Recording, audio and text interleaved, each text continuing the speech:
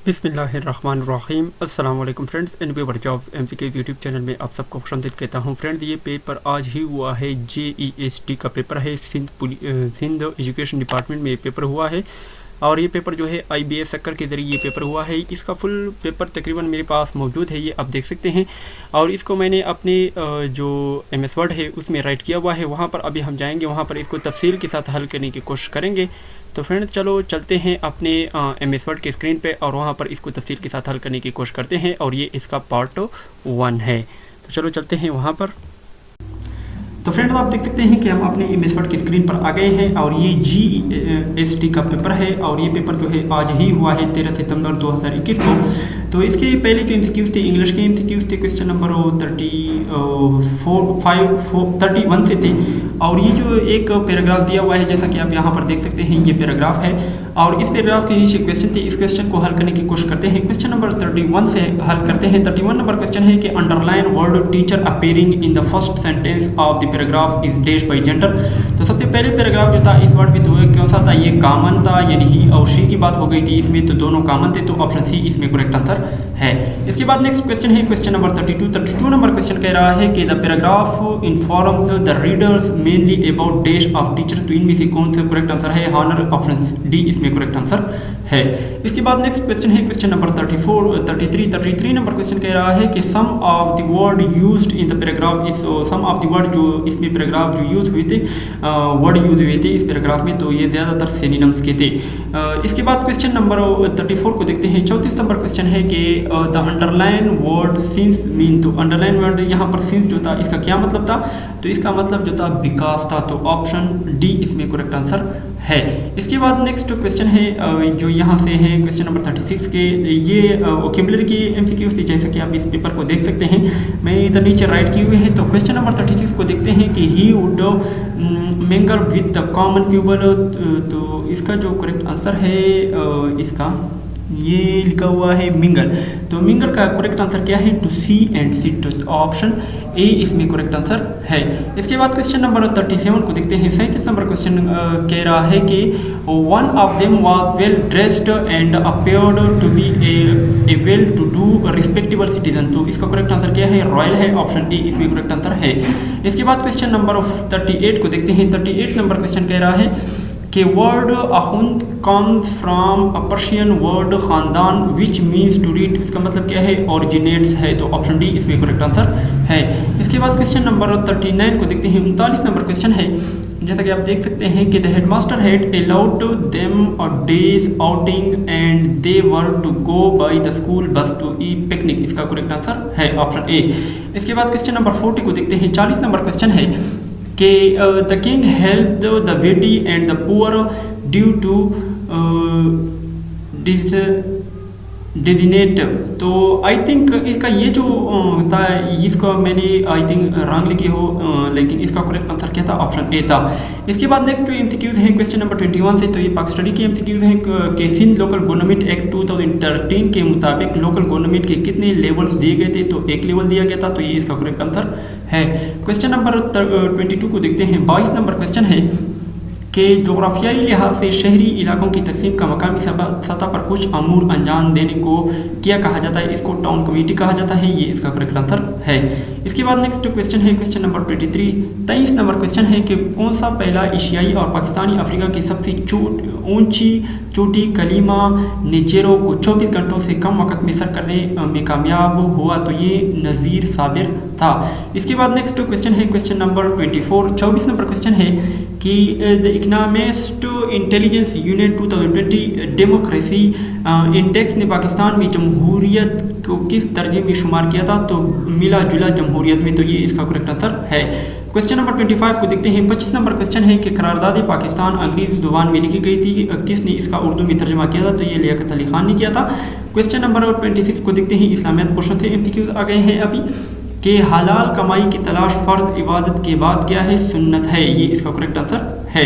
इसके बाद question number 27 को देखते हैं। 27 नंबर क्वेश्चन है कि मोहम्मद बिन कासिम के पास सिंध पर हमला करते वक्त कितनी मंजकें थी, तो ये 3 मंजकें थी। इसके बाद नेक्स्ट क्वेश्चन है क्वेश्चन नंबर 28। 28 नंबर क्वेश्चन है कि बो अली सीना की किताब अल कानून फिल तिब कितनी जिल्दों पर मुश्तमिल है? 100 जिल्दों पर मुश्तमिल है। इसके बाद क्वेश्चन नंबर 29 को देखते हैं। 29 नंबर क्वेश्चन है कि शाह वलीउल्लाह ने कुरान पाक का किस जुबान में तर्जमा किया था? फारसी जुबान में तर्जमा किया था।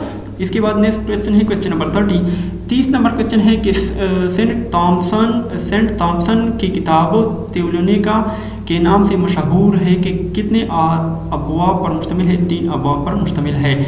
इसके बाद अभी नेक्स्ट जो क्वेश्चन है, जैसा कि आप देख सकते हैं, ये मैथ के पोर्शन से हैं और इसको थोड़ा सा और भी जूम करेंगे ताकि आप सबको अच्छी सी दिखाई दे। क्वेश्चन नंबर 51 को देखते हैं। 51 नंबर क्वेश्चन है कि द वैल्यू ऑफ 3 × 10 की पावर 1 प्लस 4 × 10 की पावर 0 इज इक्वल टू, तो ये किस चीज़ के बराबर होगी? तो इसका जो करेक्ट आंसर है क्वेश्चन नंबर 51 का, इसका जो करेक्ट आंसर है ये है ऑप्शन डी, ये 340 के बराबर होगी। तो ऑप्शन डी इसमें करेक्ट आंसर है। क्वेश्चन नंबर 52 को देखते हैं कि in P Q the right bisector passes through its, तो ये किसकी चीज़ से पास होगा? तो 52 का करेक्ट आंसर क्या है? ऑप्शन बी है, मिड पॉइंट। क्वेश्चन नंबर 53 को देखते हैं कि 2 angles that have common vertex, a common arm and no point and in their interiors known as, तो इसको क्या कहता है? एडजेसेंट एंगल कहा जाता है। ऑप्शन बी इसमें भी करेक्ट आंसर है। इसके बाद क्वेश्चन नंबर 54 को देखते हैं। 54 नंबर क्वेश्चन है कि if +5 mean profit of RS5 then -5 mean, तो इसका करेक्ट आंसर क्या है? Purchase of RS5। Option B इसमें भी करेक्ट आंसर है। क्वेश्चन नंबर 55 को देखते हैं कि late A and B be 2 sets and if n की power A is equal to 3 and n की power B is equal to 4 then n into A दर B, तो ये कितने के बराबर होगा? तो 55 क्वेश्चन का करेक्ट आंसर क्या है? ऑप्शन बी है, इसमें भी ये 3 के बराबर होगा। इसके बाद क्वेश्चन नंबर 56 को देखते हैं कि in which quadrant P into 2 - 3 lies, तो ये कितनी कौन से क्वाड्रेंट में होगी? तो 56 का करेक्ट आंसर क्या है? ये 4th में आएगा। इसके बाद क्वेश्चन नंबर 57 को देखते हैं कि if A + B is equal to 2 and A - B is equal to 2 then value of A की दो प्लस B की दो इज, तो 57 नंबर क्वेश्चन का करेक्ट आंसर क्या है? ऑप्शन बी है, 1/2 आएगा, 3/2 आई थिंक आएगा, या 1/2 ये लिखा हुआ है, ये सही नजर नहीं आ रहा। क्वेश्चन नंबर 58 को देखते हैं। 58 नंबर क्वेश्चन है कि A की दो माइनस B की दो इज इक्वल टू, तो ये किस चीज़ के बराबर है? तो इसका जो करेक्ट आंसर है वो है ऑप्शन डी, यानी A + 2AB होल की पावर 2। ऑप्शन डी इसमें करेक्ट आंसर है। क्वेश्चन नंबर 59 को देखते हैं। 59 नंबर क्वेश्चन है कि द पोलिनोमियल एक्सप्रेशन x की दो plus 7x + 3 w.r.t the terms is called, तो इसको क्या कहा जाता है? इसको कहा जाता है 59 नंबर क्वेश्चन में, इसको क्या कहा जाता है? ट्रिनोमियल कहा जाता है। ऑप्शन बी इसमें करेक्ट आंसर है।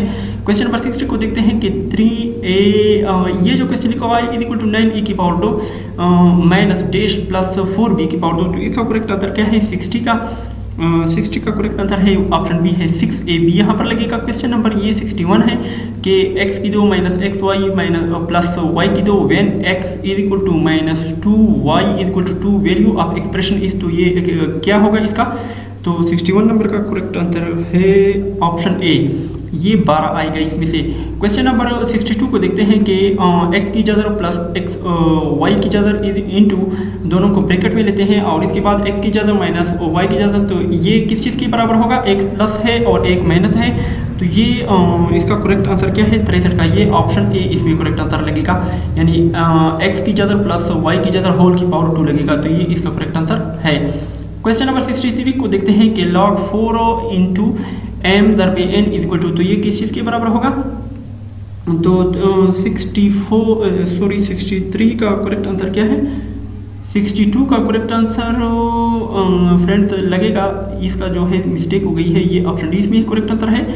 और 63 का करेक्ट आंसर जो लगेगा वो लगेगा ऑप्शन ए, log 4 की पावर m प्लस log 4 की पावर n लगेगा, ऑप्शन ए। इसके बाद क्वेश्चन नंबर 64 को देखते हैं कि if into x - 2 into x + 3 is equal to 0 then x, तो ये किस चीज़ के बराबर होगा? तो 64 का करेक्ट आंसर है ऑप्शन बी, 2 और 3 के बराबर होगा।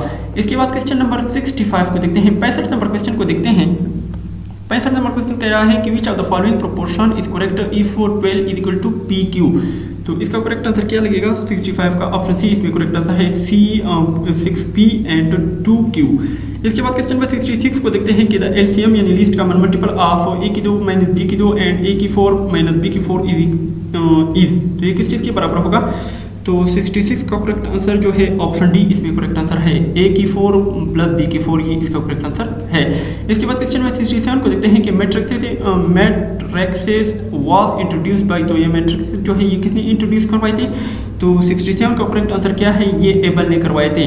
इसके बाद क्वेश्चन नंबर 68 को देखते हैं कि if A B is equal to B A then matrix are dash commutative to each other. तो इसका जो करेक्ट आंसर लगेगा 68 का वो होगा ऑप्शन सी, ये सब्ट्रैक्टिव लगेगा। इसके बाद क्वेश्चन नंबर 69 को देखते हैं कि इफ वाई, नेक्स्ट जो क्वेश्चन है Y into x and x is equal to 5, y is equal to 210 and x equal to then find y। तो y की कीमत क्या होगी 69 का करेक्ट आंसर जो लगेगा वो लगेगा ऑप्शन डी 70 लगेगा।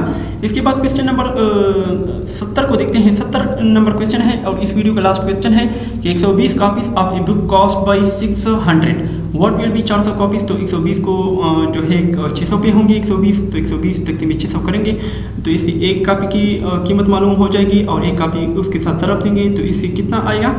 तो 70 का करेक्ट आंसर लगेगा 1000 लगेगा। तो फ्रेंड्स उम्मीद है कि वीडियो आपको पसंद है तो लाइक और शेयर करें और हमें अपनी खास दुआओं में याद रखें। तब तक के लिए मुझे इजाज़त दीजिए। अल्लाह हाफिज़।